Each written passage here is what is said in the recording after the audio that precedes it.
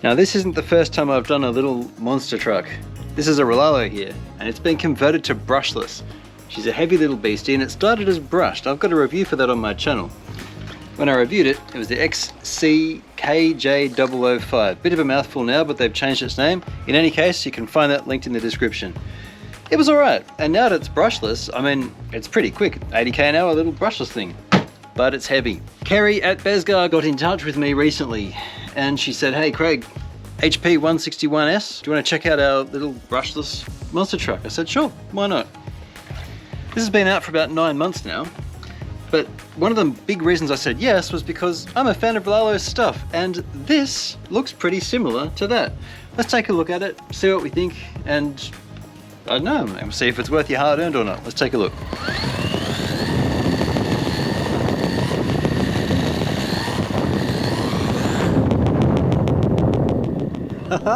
I'm not actually trolling. You didn't think you'd see this car on the track first off, did you?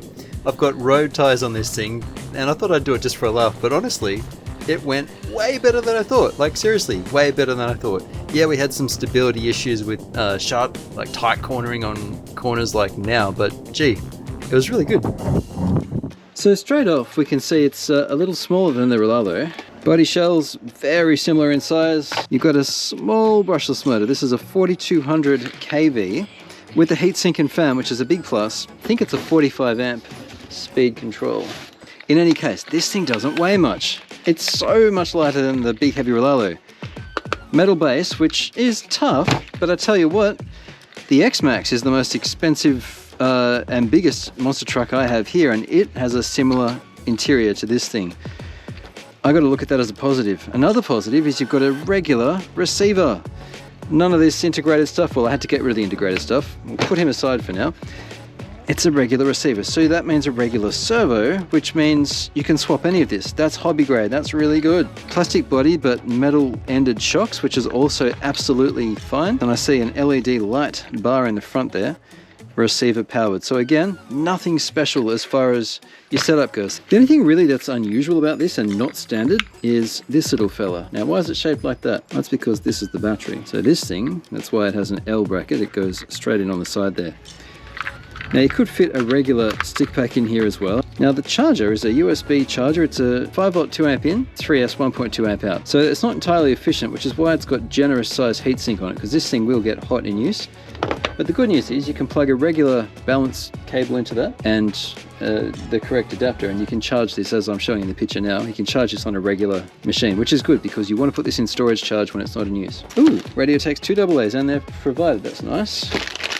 There's a wheelie bar. Mr. Rlaarlo has one mounted on the wing, so it's nice to see that is included here. Okay, so it'll mount like that. So those 2 screw holes and those pivot points there. This is very basic. Steering trim, there's a throttle limiter, 70% and 100% and off, so that's your power. Screwdriver and box wrench. So you may not get that in the box, you definitely won't get that in the box, but they're not expensive, they're available separately, and they're well glued. These are sealed units, so you can get them wet. These guys are vented, these guys are not. That's actually good. Okay, and 2 AA's. Now, it looks to me like you don't touch the radio after you turn it on. It says until you see the lights, so I'm guessing it binds every time you connect.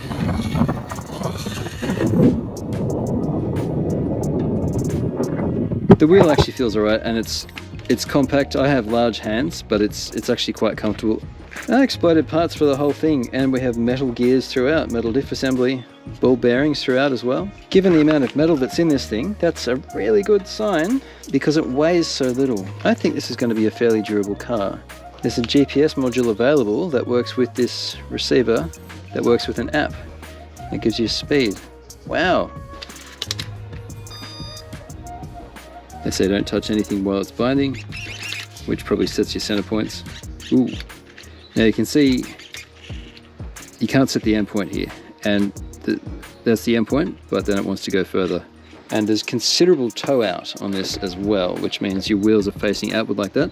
That's great for traction, not great for speed running. So if you want to speed run with this, you can adjust these turnbuckles here and make them a little bit longer, which will true the wheels more straight. and there's minimal toe in on the rear, which is not adjustable. The front ones probably matter more given how aggressive that is, but that's just something to be aware of. Driveline is smooth. Wheels are not balanced, which is to be expected for a cheapie, I guess.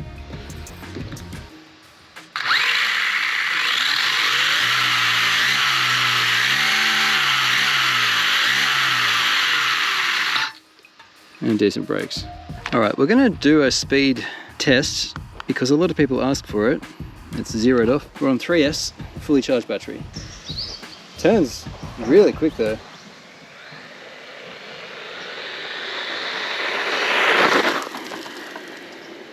Well, two observations at this point. It turns on an absolute dime. It's really, really maneuverable. I couldn't get past about half throttle then. We already got to 59 kilometers an hour.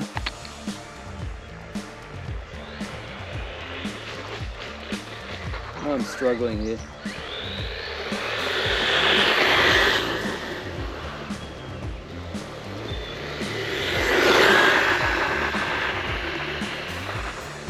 All right.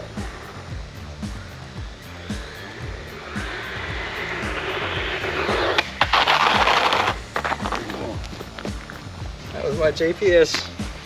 That was the sound of my GPS. So we've already had considerable voltage fade as well, which is consistent for about a 600 milliamp hour battery. All right, let's charge this thing again and we'll hit the track with it. So we've got our off-road tires, we've got our paddle tires. This thing might just be a great little all-rounder on the street. So we've got some high-speed slicks. These are proper racing slicks. And so I thought we'd try them on the track. There we go. We got a full speed pull out of that. So we got this on camera and read. And we got 47k an hour. Now clearly this little thing's not designed for any kind of racetrack use, but I thought it might actually be alright. Now we've got the wheelie bar on the back. And it wants to wheelie. It doesn't actually steer too quickly, even when you're off. When you slow down it's quick, but while it's rolling it actually seems to understeer pretty heavily. And the ESC's got a funny feel to it for this. Clearly this is not designed for it. It does actually track alright though. You know what, this is actually quite fun. And this is intended to be ridiculous, but it's surprisingly stable. Wow! Oh dear, land on your wheels, yeah!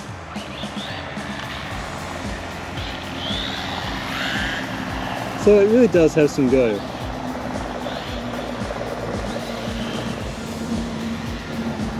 It's surprisingly good. Long walk of shame. But without doing full voltage pulls, we'll have a better time over here. The diffs are quite loose.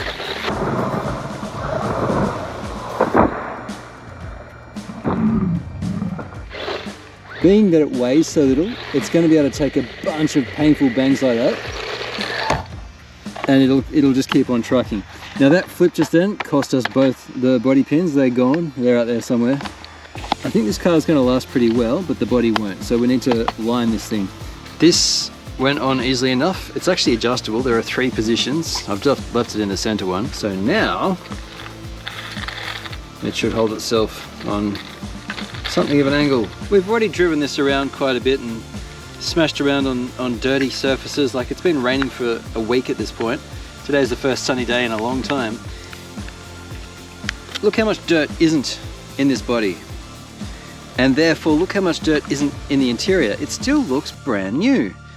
The wheels are quite grotty. Now we're about to punt around on the backyard and do a bit of track work as well. And we'll see if this body continues to keep the dirt out. I rather suspect it will. Now I've got a 10% discount code for you. It's RC-TNT. And I'll put a link in the description where you can buy it direct from Bezgar.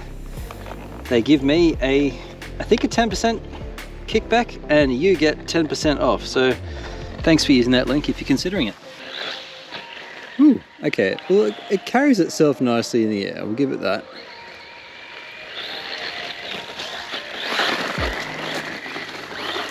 When you're not under acceleration, it also corners pretty well. But it gets out of shape. It's the short wheelbase, I think. Thankfully the center of gravity is not too bad. Which is good, because something like the E-Revo, the mini E-Revo, or the Rlaarlo 005 that we've been playing with on and off for the last year, they have a high center of gravity with big motors on them. Now this is a small motor. Very fast one though, but that's good. I'm finding the throttle is only on about a third at most. It really doesn't need to be so fast for its short wheelbase. The wheelie bar helps catch it then. I couldn't find the other body pin, so we're down to 3. That was wet and muddy. Ha ha ha, look at that. So it's still actually quite clean inside, which is very good. But I have a problem with this car. It is hard to control, but I've just had an idea.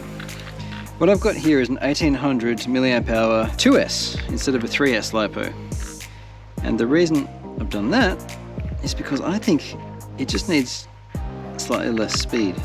Now that holds down an 1800 just fine. It's snug, it's a good fit, and an 1800 being 2S instead of 3S, this is the equivalent of a 3000 milliamp hour 3S almost, 2800 maybe. This will last a lot longer.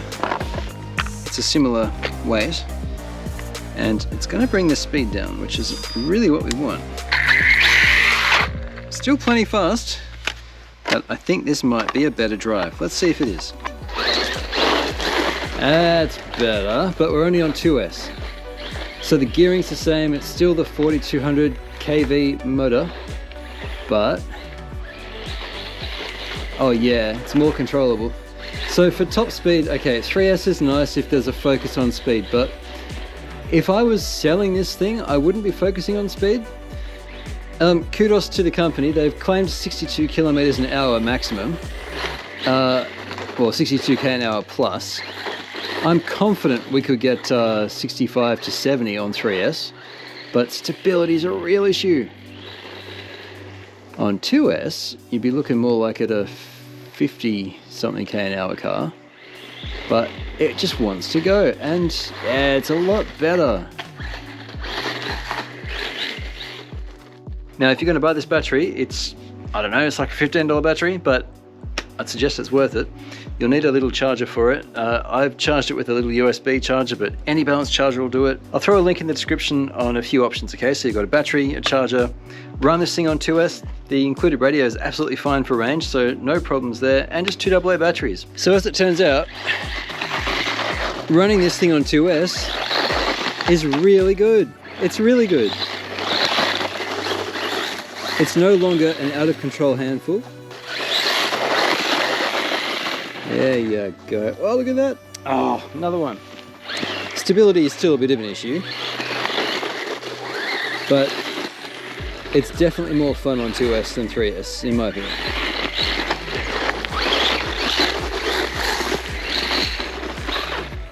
Yeah, okay, so the motor and the ESC after that constant driving, they're slightly warm. If this was on 3S, everything would be really hot right now. The other thing that's nice is because this body tucks in, it's actually really clean in there. I weighed this before, 950 grams with no battery. That's really light, and that's actually a big plus.